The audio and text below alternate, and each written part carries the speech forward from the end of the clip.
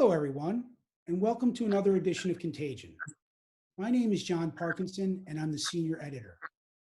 Joining us today are Doctors Manish Sagar and Prerna Sinha. Both are infectious disease physicians and researchers at Boston Medical Center.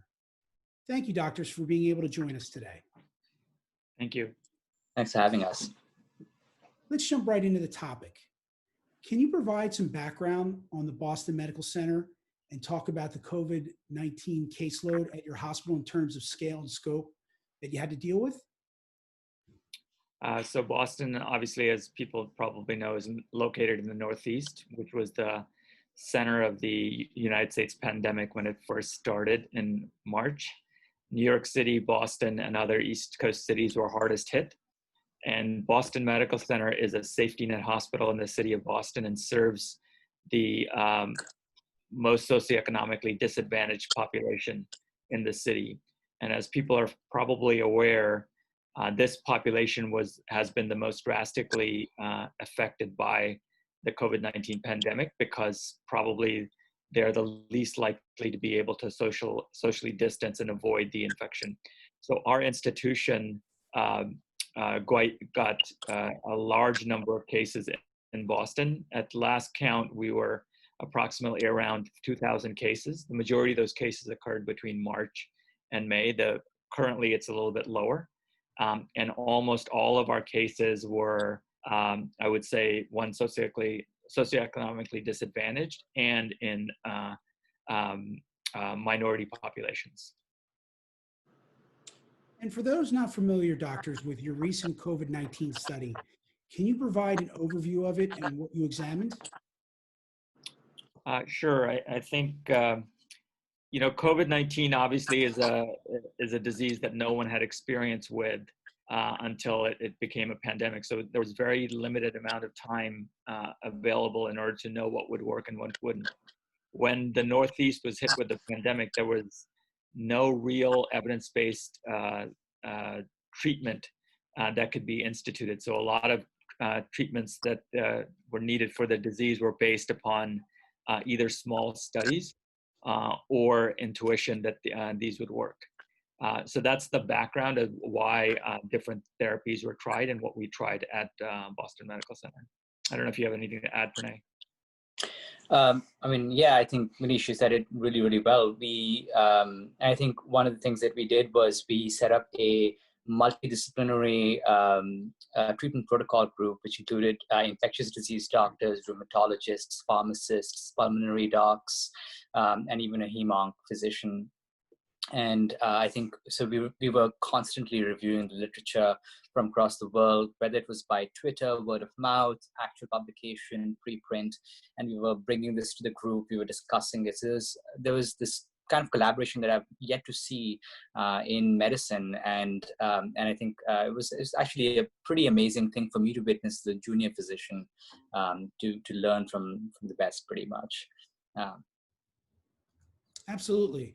And one of the interesting things we are learning about COVID is the timing of when patients are given medications. In your study, the inhibitor treatment was more effective when administered earlier in the discourse and reduced mortality rates and the need for intubation. What do you think is happening here? Well, I think there's a lot that's not known about the disease, and we're obviously learning more and more as we go on. But the theoretical framework for how we understand the disease is that a lot of the immunopathology that occurs in the disease early on is because after the virus infects and establishes an infection, there's replication, and a lot of the early what's happening is because of what's happening with the virus as it's replicating. But soon the body takes over and an immune response sets in. In some people, the immune response, even though it's a good immune response, may not be a completely optimal immune response. And by that, I mean that you may get an exuberant immune response that may actually be more harmful than helpful. And that's what the theoretical framework is, that the first part of the disease is really driven by virus, and the second part of the disease is driven by an exuberant immune response. And our therapy that not our therapy, but therapy that the IL-6 receptor inhibitor therapy that has been thought to be helpful by multiple institutions, and they have instituted off-label use, is the idea that what you're really doing is not necessarily stopping the virus, but you're stopping the exuberant host immune response to prevent ongoing damage by immune response that is a little bit more brisk than you would want. The results show inhibitors appear to be more effective treatment compared to remdesivir and dexamethasone. Can you offer some insights into why you think this is?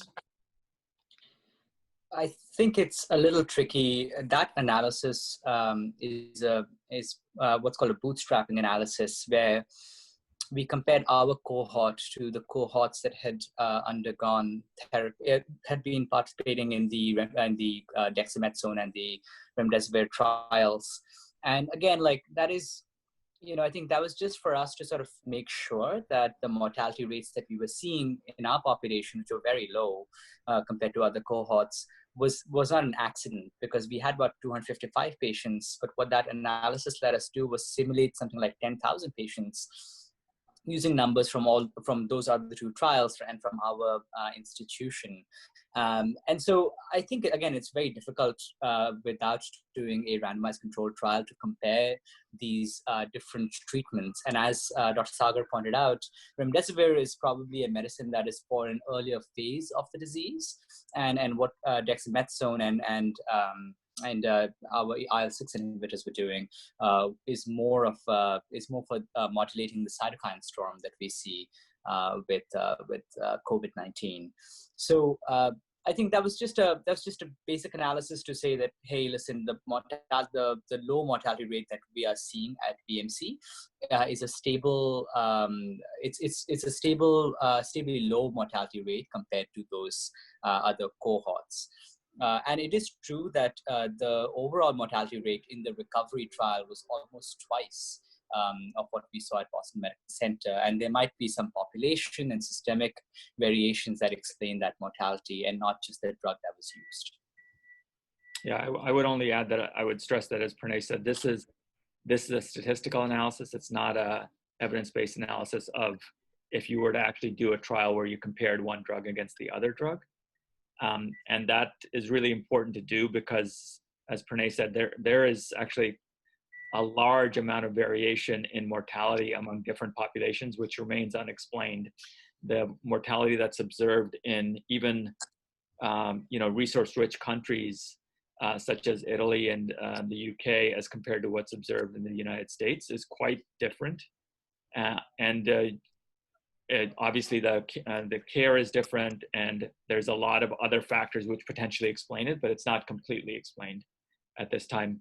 The patient population in Italy is much older than what it is in the United States. So our data has to be taken with a grain of salt, that there's no direct comparison among these therapies at this time. Yeah, that's some really good points, doctors, especially the idea that there's a lot of variability and that there is the need for random controlled studies to really verify what you're finding.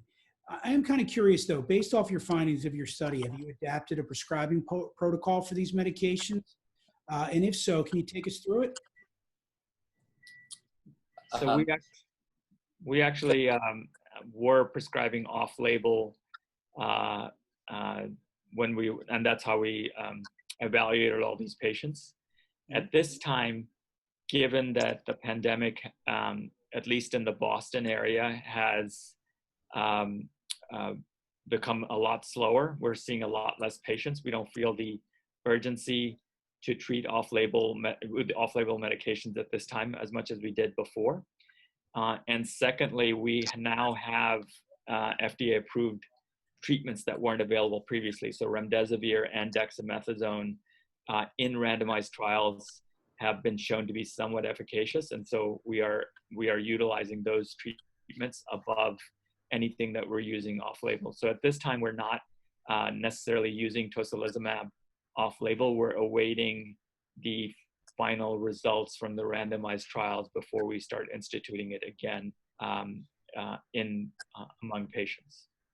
But I think it's important to point out that when we started using tocilizumab, we were following patterns from Italy, for example, where the protocol showed that it was largely being used for folks who were already critically ill and circling the drain with COVID-19 associated ARDS.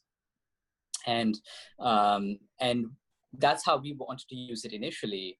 But then as we were doing iterative reviews, so that multidisciplinary committee that I described, we were reviewing all the clinical data at regular intervals, which meant analyzing everything again and again. And that's how we pretty early figured out that sort of giving it very late didn't seem to be helping the patients at all. And it was only when we saw that, then we started thinking a little bit more about the pathophysiology of it. And we felt that perhaps what was happening was that the cytokine storm was already causing damage to the various organs, particularly the lungs. And so that's what allowed us to sort of start working backwards and sort of saying, okay, well, what if we give it at this point? And then what if we back up further and give it even when they're slightly less sick? And so our protocol was very dynamic in the first 30 to 45 days that we dealt with the pandemic. And I think we were able to scale it back. And by the end of it, when I did the analysis, the statistical part of it, we found that that patients who got this tocilizumab or sarilumab, both of them are IL-6 inhibitors, when they got it, the group that got it at a lower oxygen level, we picked a FiO2 level of 45%, which is when they typically tip into needing ICU care. And we found that when we gave them the drugs earlier, that cohort had a mortality rate of 2.7%, as opposed to 22.7% in the folks who got it after 45%. And what again, we can't, again, it's not a randomized controlled trial, so we can't say that we proved that giving it earlier had lower mortality rates, but it definitely suggested that the timing really, really mattered. And of course, we thought about the fact, oh, well, if their oxygen level was lower when we gave them medicine, were these just healthier folks? Were they not going to get sick at all? And when we compared the inflammatory markers, which tell us how much inflammation there is in the body, we found that they were no different from the people who were at higher oxygen levels.